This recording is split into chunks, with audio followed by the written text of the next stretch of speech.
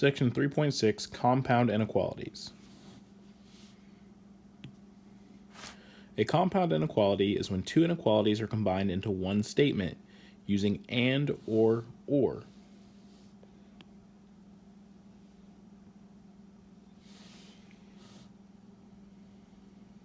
Some examples are below. All real numbers greater than 2 and less than 6 can be written like this, or it can be written as one combined inequality of 2 is less than x, which is less than 6.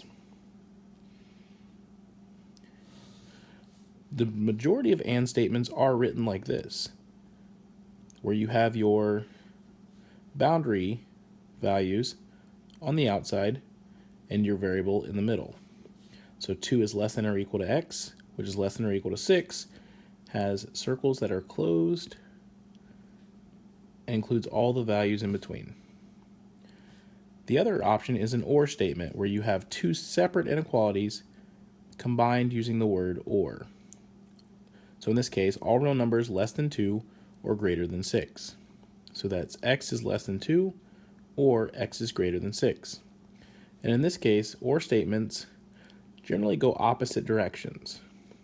And I say generally because we'll run into a few that don't follow that rule, but in this case they generally go in opposite directions, where the and statements combine together or come together.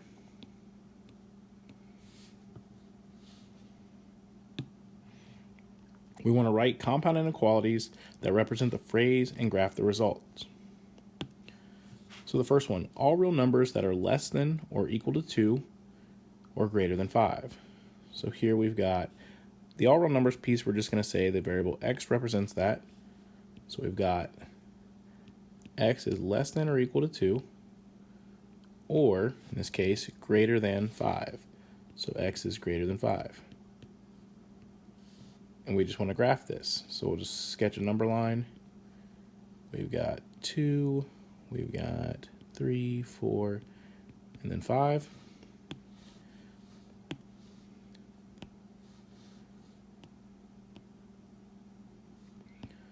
At 2, we have a closed circle, and it's going to the left.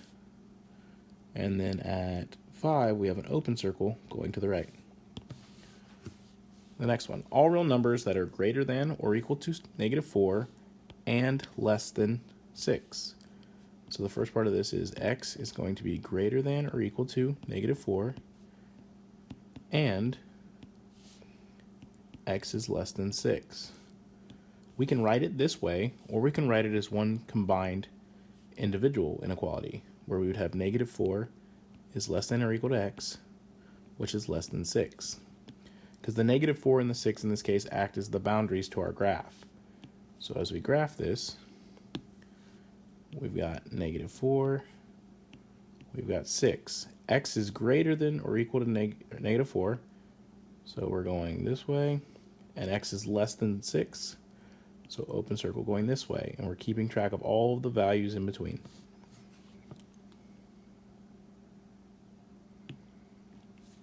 Next one, all real numbers that are all real numbers that are greater than or equal to 8 and less than 14. So that means we've got x is greater than or equal to 8, while x is also less than 14. Keyword here being and.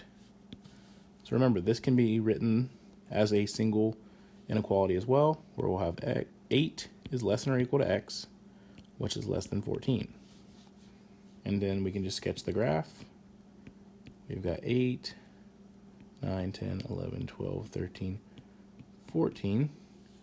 At 8, we have a closed circle. At 14, we have an open circle. And because it's an and statement, we have all the values in between.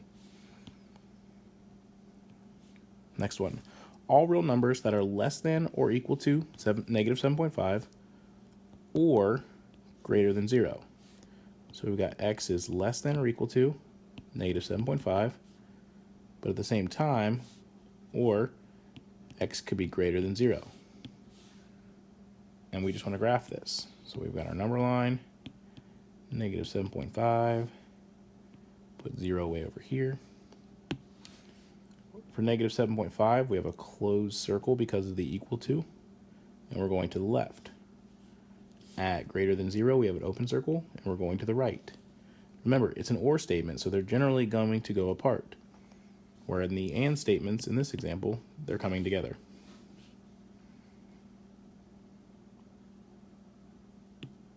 All right, so now let's talk about solving compound inequalities. So when we solve a compound inequality like this, where it's one solid inequality, it's generally helpful to break the inequality up into two separate expressions.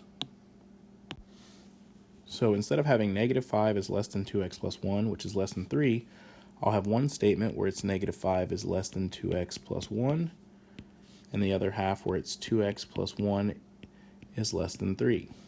It's easier to break it up for right now until you get familiar with solving these, and then once you get good at it, you can kind of leave it as one and solve it all at the same time, but this way is a little bit easier. So the first thing we want to do is we're going to subtract 1 here. We've got negative 6 is less than 2x, and then we divide by 2. And I've got x is greater than negative 3. So if I want to graph this, I'm going to flip I'll flip the inequality around so it's a little bit easier to graph, and I can use my shortcut.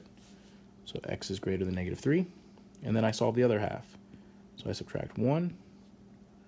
I've got 2x is less than 2, divide by 2, and you get x is less than 1. And so now I just want to graph these. So I've got negative 3, negative 2, negative 1, 0, 1. At negative 3, I have an open circle going to the right. At 1, I have an open circle going to the left.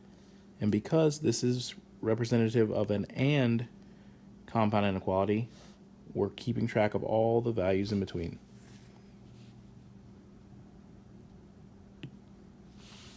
Next one, same idea. We want to solve this by separating it into two separate inequalities.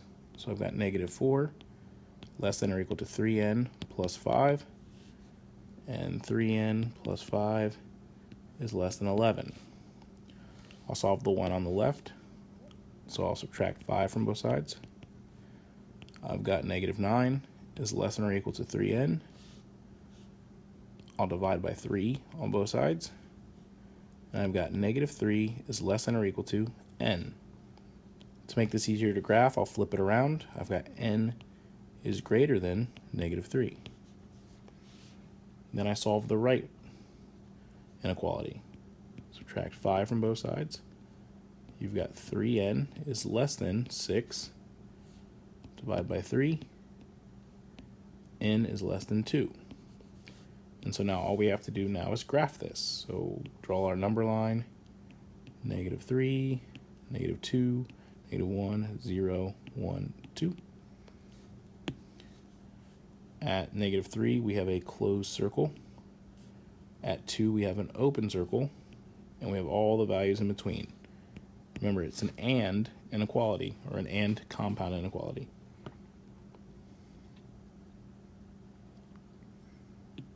Now we're going to talk about solving or inequalities. When solving an or inequality, you just solve each piece separately and graph the results.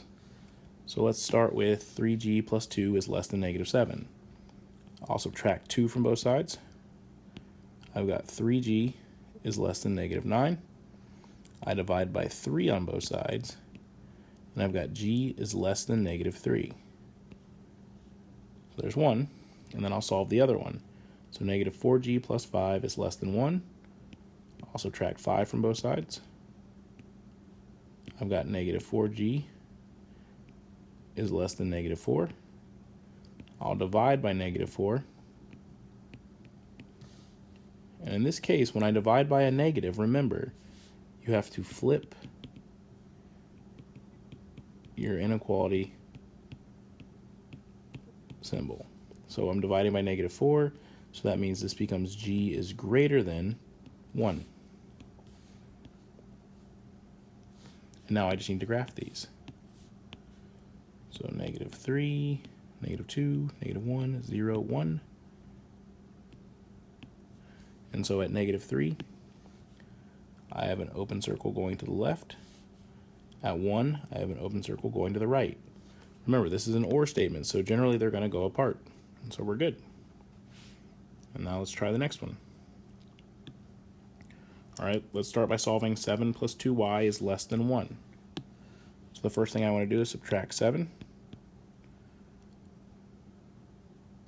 I got 2y equals negative, or not equals, 2y is less than negative 6. I'll divide both sides by 2. And I've got y is less than negative 3. So that one's done. Then I go to the right one. I'm going to subtract 3 from both sides.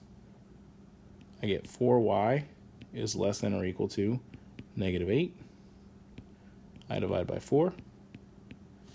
And I've got y is less than or equal to negative 2. And so now I've got my two inequalities, and I just need to graph them.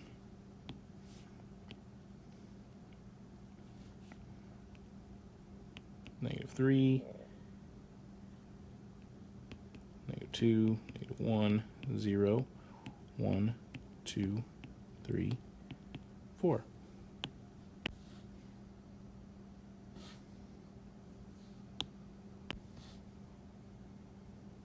All right, so let's solve the left one first. 7 minus 2y is less than 1. We'll start by subtracting 7 from both sides. You get negative 2y is less than negative 6. We'll divide by negative 2 on both sides, and when we do so, remember, when you divide by a negative, you have to flip your inequality symbol. So we get y is greater than 3. Then we'll solve the right one. 3 plus 4y is less than or equal to negative 5. We'll start by subtracting 3 from both sides. You get 4y is less than or equal to negative 8. We'll divide by 4. And you get y is less than or equal to negative 2. And so now we just need to graph these. So we'll sketch our number line. We've got negative 2, negative 1, 0, 1, 2, 3. At negative 2, we're going to have a closed circle going to the left. At 3, we have an open circle going to the right.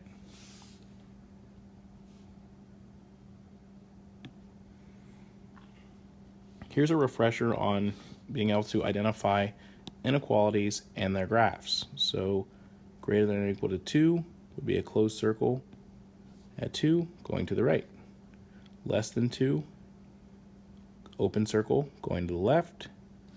When you have a compound inequality in this form, you are bound by your values and you have all the values in between. And then in an OR statement, they're going in opposite directions. And so it's something to keep in mind when you have to write your own inequalities and or graphs. So let's try writing an inequality, a compound inequality for the graph shown. Well, we know they're going in opposite directions, so we have an OR statement, and then we're going to just identify each individual graph piece's inequality. So this particular graph starts at 8, or negative 8. It's a closed circle, so it's going to be an equal to, and since it's going to the left, we're going to say it's less than or equal to. This particular half here is at 0. It has an open circle, so it's going to just be greater than or less than, and it's going to the right, so we're going to say it's greater than. So we've got x is less than or equal to negative 8, or x is greater than 0.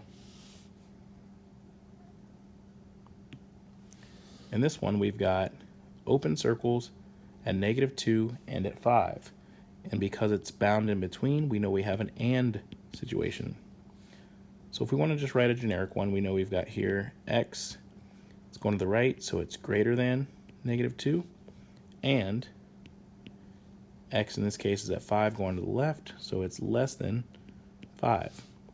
If we want, we can turn this into one solid inequality and say that negative 2 is less than x, which in this case is less than 5. So either one of these will work.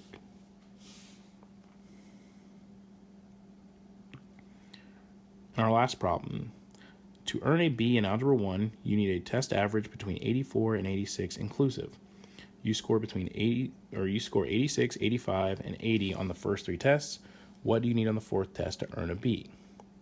So right off the bat, it's telling you that you need to be somewhere between 84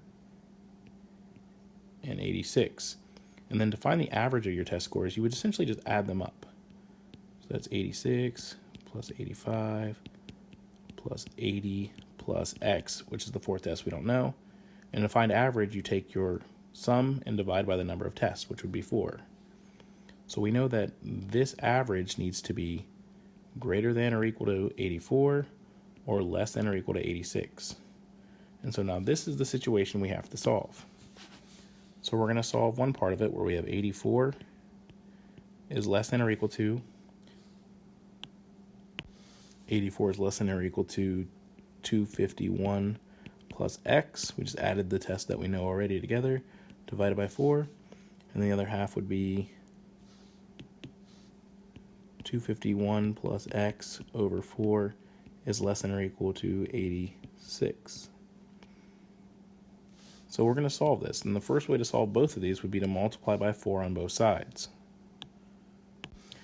So if we multiply by 4 on both sides, we've got 336 is less than or equal to 251 plus X. Then we'll subtract 251 from both sides.